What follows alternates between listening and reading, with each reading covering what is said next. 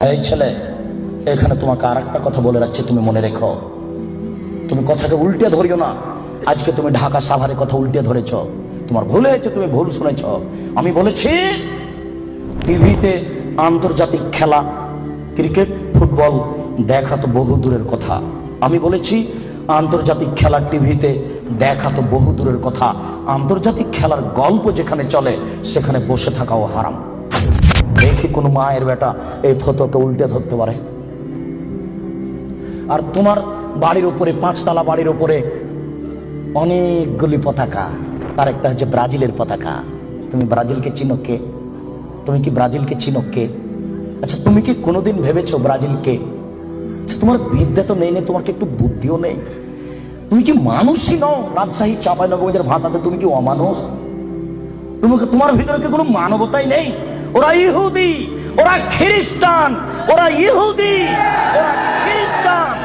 শোনো, যদি তারা শোনে যে তুমি পায়খানায় পড়ে গেছো তাহলে অট্ট হাসি দিবে, আর যদি তোমাকে পাশে পাই তাহলে তোমার মাথার উপরে লাথি মারবে, আর যদি তোমাকে পাশে পাই তাহলে আরো 3 বালতি পায়খানা তোমার মাথার উপরে দিয়ে দেবে। বলো দেখি ওরা কারা? ওরা ইহুদি, ওরা খ্রিস্টান, ওরা জন্মসূত্রেই তোমার শত্রু। ওরা বলছে তোমার নবী ভুয়া, মুহাম্মদ সাল্লাল্লাহু আলাইহি ওয়াসাল্লাম ভুয়া নবী। নবী হলে আমাদের মধ্যে থেকে হবে কেন? ইব্রাহিম আমাদের, সুলাইমান আমাদের, দাউদ আমাদের, মুসা আমাদের, ঈসা আমাদের, ইয়াকুব আমাদের, ইউসুফ আমাদের, সব নবী আমাদের। মুহাম্মদ নবী হলে ইহুদি খ্রিস্টানদের মধ্য থেকে হবে, আমাদের মধ্য থেকে হবে। আরে মুহাম্মদ নাকি পৌত্তলিকের মধ্য থেকে হয়েছে। ছি ছি ছি ছি ছি, এ কেন নবী হবে? ছি ছি ছি ছি ছি, এ ভুয়া নবী। তুমি তার পতাকা মাথার উপরে তুলো কাপুরুষ। তোমার বিদ্যাকে আমি কবর দিতে এসেছি, তুমি মনে রেখো তোমার আমি কিছু না কিছু উপকার করবই করবো ইনশাআল্লাহ। শুনুন, দুনিয়াতে কিছু পাপ আছে মানুষ না করে পাপী। ফুটবল, ক্রিকেট, র্যাকেট খেলা যায় ওই সময়তে যখন টাকার হারজিত থাকবে না, শরীর চর্চা থাকবে, তখন যায়। ফুটবল, ক্রিকেট, র্যাকেট, ভলিবল এগুলো খেলা যাবে ওই সময়তে যখন টাকার হারজিত থাকবে না, শরীর চর্চা হবে। আর যাতে শরীর চর্চা নেই, বসে বসে সময় কাটাই, এটা খুবই খারাপ। চৌসার, ছক্কা, লুডু, দাবা, পাঞ্জা, ক্যারাম বোর্ড, তাস, গেমস এইসব খেলায় যদি কেউ অংশগ্রহণ করে তাহলে সে তার হাতকে শরীর শুকুরের রক্তের মধ্যে ডুবিয়ে দিয়েছে।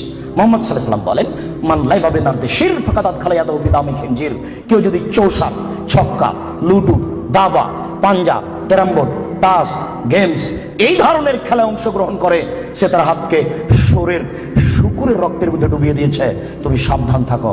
সম্মানিত উপস্থিতি, রাসূল সাল্লাল্লাহু আলাইহি ওয়াসাল্লাম বলেন, ইন্না মিম্মা আতাখাওয়াফু আলা উম্মতি, আমার উম্মতের উপরে আমি সবচেয়ে যেটা বেশি ভয় করি পৃথিবীর মানুষ, আমি বলে গেলাম মুহাম্মদ সাল্লাল্লাহু আলাইহি ওয়াসাল্লাম, আমার উম্মতের উপরে আমি সবচেয়ে যেটা বেশি ভয় করি, 1 নম্বর ভয় হচ্ছে আমার উম্মত জেনায় লিপ্ত হবে, এইটা আমার ভয়। 2 শাহাতুল খাফিয়া, আমার উম্মত গোপন পাপে লিপ্ত হবে, এইটা আমার ভয়। আমার উম্মত গোপন পাপে লিপ্ত হবে, এইটা আমার ভয়। ছেলে মেয়ে, যুবক যুবতী গোসলখানাতে ঢুকলেই পাপ করছে, একাই হলেই পাপ করছে। পুরুষ নারীর জন্য যে কত জেনার গোপন পাপের ব্যবস্থা হয়েছে এখন হিসাব করা যায় না। এই ছেলে, তুমি আছো ঢাকা লালবাগে আর তোমার বান্ধবী আছে লন্ডনে, 2 জন মিলে মোবাইলে গল্প করছো গোপনে। গল্প করতে করতে জামা কাপড় খুলতে লাগলে, খুলতে খুলতে খুলতে এখন 2 জনই উলঙ্গ। 2 জন 2 জনকে দেখতে পাচ্ছে, 2 জনের মধ্যে ব্যবধান হলো 5000 কিলোমিটার। অবাক গোপন পাপ, আশ্চর্য, অবাক। এই ছেলে, তুমি যখন থাকো না তখন তোমার মা মোবাইলে গোপন জেনা করে, প্রেমের গল্প করে, তোমার মা তাহাজ্জুদ পড়ে। এই ছেলে শোনো, তুমি আর তোমার মা যখন থাকে না তখন তোমার বোন মোবাইলে জেনার গল্প করে। মোবাইল মানে জেনা। আল্লাহ নবী 1450 বছর পূর্বে বলেছেন আমার উম্মত গোপন পাপে লিপ্ত হবে। 15 বছর পূর্বে এইভাবে গোপন পাপ মোবাইলে হতো না। 20 বছর পরে আরো গোপন পাপের কত পথ বের হবে তা আপনাকে আমি এখন ভাষায় বুঝাতে পারবো না।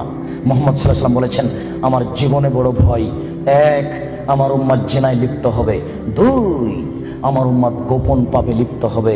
আপনাকে আমি কি দিয়ে বুঝাই সম্মানিত দিনী ভাই? মুহাম্মদ সাল্লাল্লাহু আলাইহি সাল্লাম বলেন, রাত যখন অর্ধেক হয় তখন সমস্ত আকাশের দরজা খুলে দেয়। যে ব্যক্তি আল্লাহর কাছে প্রার্থনা করে তার প্রার্থনা কবুল হয়ে যায়। যে ব্যক্তি যা চায় আল্লাহ তাকে তাই দিয়ে দেন।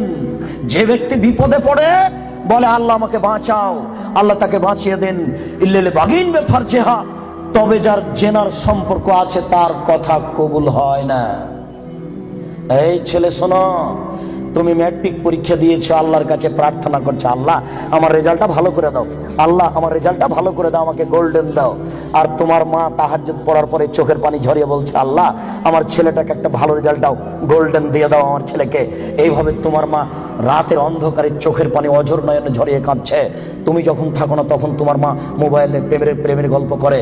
তোমার মা কিয়ামত পর্যন্ত কাঁদলেও তার কথা কবুল হবে না। আমি অনুবাদক, আমি বুঝাতে পারলাম না।